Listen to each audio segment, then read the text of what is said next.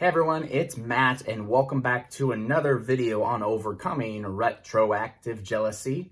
And in today's video, we're going to be talking about a question that you should ask yourself, a question you should ask yourself every single day. And when I started asking myself this question, at first it was interesting because I didn't have an answer to it. And I really had to dig deep for the answer, do a lot of reflection and figure out what my answer was. And even when I got the answer, I realized that how irrational the answer actually was. And it made me really realize how irrational retroactive jealousy actually is, that it's just your mind playing some dirty, nasty tricks on you and stuff that we're kind of looped into. And once we give some space to that loop, we'll be able to look and be able to kind of disconnect from retroactive jealousy a little bit, take a step back, take a breath, and be able to basically rationalize this entire situation a whole lot more. So before we get to the question, ask yourself, I've got a question for you. Can you take one moment and smash the like button? This will help get this video out to more people that really need to see it, help grow this channel and support it as well. So I'd greatly appreciate it. And also, if you've not already, subscribe to the channel. Again, I look at my stats, like 70% of the people out there aren't subscribed. So it would greatly support the channel and the growth and everything. If you could subscribe, I would greatly appreciate it. So thank you, and let's go ahead and get started. So the one question that I asked myself when it came to retroactive jealousy that really put things in perspective for me, really rationalized everything, was, what's the worst that can happen? Out of all my retroactive jealousy thoughts, all my retroactive jealousy fears, what am I actually afraid of? What is the worst that could possibly happen? Because obviously retroactive jealousy, we're in fear of something. That's why we're feeling all this adrenaline, right? When we get that anxious thought, we're feeling a ton of adrenaline. So it's like, what are we afraid of? What's the worst that could happen? Okay, of course, these thoughts of our partner's sexual past, they're not good to think about. I get it. Even for the most rational mind in the world, it's not good to think about. You know, I consider myself 100% over retroactive jealousy, but do I really want to sit and think about my wife with another dude? Like, no, I don't want to think about that. Like, the thought of it goes in my mind like, oh, why do I want to think about that? But rationally, I could be like, that's not worth thinking about. And so the thought will just go away. My mind is now, you know, it's like one mind, body, soul. It's all connected. So I can rationally be like, why am I thinking about that and not think about it anymore? Obviously with RJ, when you're, you know, deep into suffering with retroactive jealousy, it's not so easy to rationally say, okay, go away, thought, it will come back. But usually these fears are based around something.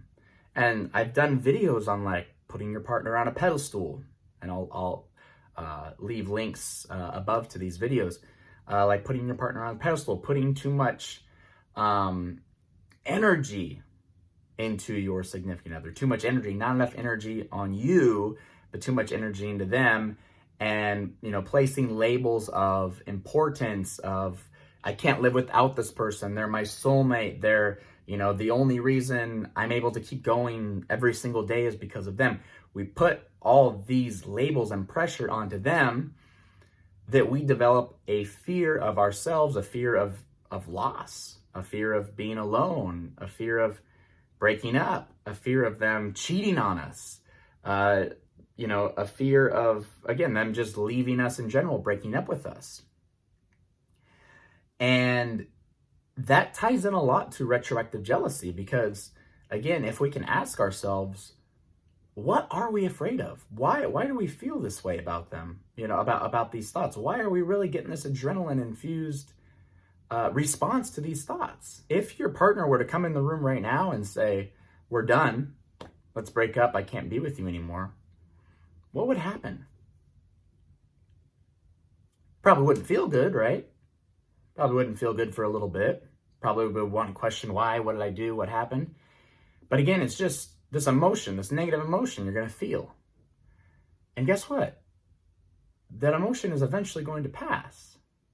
And guess what? You're actually going to be okay. So if you're not in any sort of danger, we can make this finalized statement that if you get a thought that causes a lot of anxiety, but the result of this thought, the worst that could possibly happen of the result of this thought is you just feel a negative emotion, then that thought is irrational. It cannot kill you. You're not in danger. And so the thought is irrational. And so taking a step back from all that and really looking at this idea that what's the worst that could happen? What if my partner dumped me just now? What if I came home one day and my partner was sleeping with somebody else? What if I found out my partner cheated on me? What if I found out all this stuff? What would happen? You'd be okay. That's what would happen. You'd be just fine. It would suck. You'd feel betrayed. But again, it's just an emotion. You'd feel a negative emotion and eventually you'd move on. You'd move on to the next thing. You'd move on to the next step. You'd move on to the next thing in your life. So that asking myself that question really opened my eyes to what was I fearing with retroactive jealousy? What was I fearing? What was the worst that could happen? All these results of all these things that I talked about, what's the worst that could happen? If people found out about my partner's past and they labeled her as a slut or a whore and started calling her names, what's the worst that could happen? I would feel bad, but that's it. Okay, the people that would be calling her these names and doing these things, they're the ones with the problems. It's not me. They're the ones that have problems with themselves and have to, put things out because they can't handle it in here. But that's it. That's the worst that could possibly happen, is just feeling more negative emotion. And obviously we're very used to feeling negative emotion by now because we're retroactive jealousy sufferers as part of our everyday thing.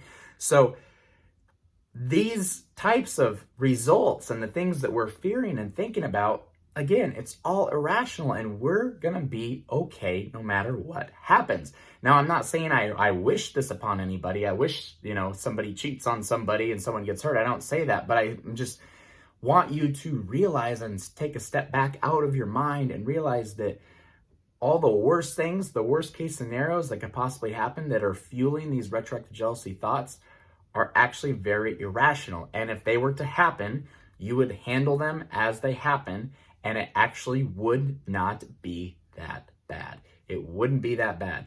You might think on the surface, it would be bad. My partner's cheating on me. They did this. They broke up with me because of this. Their ex came back. It might sound bad.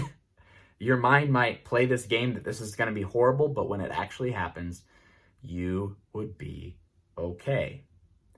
And so when I thought about that, all the scenarios in which I feared my partner leaving me, someone swooping in who's more attractive than me, taking them, a family member finding out about their past and labeling them, as bad.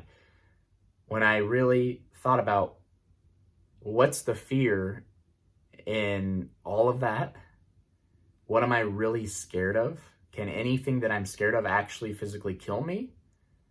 Well, when I said no, it can't, and whatever would happen, I'd be able to handle it as it came and figure it out as it came and do what I needed to do as it happened, I realized that, wow, I'm fearing nothing. This is all irrational. And that I was able to kind of loosen that grip a little bit of retroactive jealousy from that point, realizing that these fears and stuff are fake. They're not, they're just, it's all irrational. It's all irrational, and it's all just your brain twisted up. It's all just a ton of anxiety, a ton of adrenaline flowing through your body. And that's it, making things seem more real than they actually are. But the end result of all these worst case scenarios is not death. It's not physical danger. It's just emotion. And understanding that for me really helped pave my path to freedom. Really breaking away from retroactive jealousy, thinking this is such a real thing that I got to figure out, to this is very illusionary. This is very, very imaginary. And that was big. That was big for me. So I hope you're able to adopt that into your own life too, and ask yourself those questions. Really ask yourself the worst case scenario. If it all went down, would you still be alive? Yes. You can even think back to times Things that really bad happen in your life, horrible things. And ask yourself, did you get through it? Yeah. Was it a struggle? Sure. But did you get through it? You did. And you grew from it, right? And it made you, changed you in a way, helped you grow. It's all part of that process. All part of that process in finding our way and finding our purpose and just living life. It's all part of that process. So don't fear it. Don't fear the worst case scenarios. Don't fear any of that, because when the time comes, if they were to happen, you'd be so prepared. You'd know how to handle it, and you'd be absolutely okay. I can assure you, and I can promise you that. So I was okay. You'll be okay. I hope you enjoyed this video, all right? If you did, can you just take a moment and go ahead and smash the like button to help with the YouTube algorithm? Also, subscribe to this channel if you've not done so already. And also check out the links in the description below to my Retroactive Jealousy WhatsApp coaching program, my 7-day Road to Freedom course. I got some meditations down there, and I also have a Retroactive Jealousy group on Facebook that you're more than welcome to join and discuss what's going on with other RJ sufferers out there as well. So I really appreciate you taking the time today, and yeah, we'll see you in the next video. Thanks.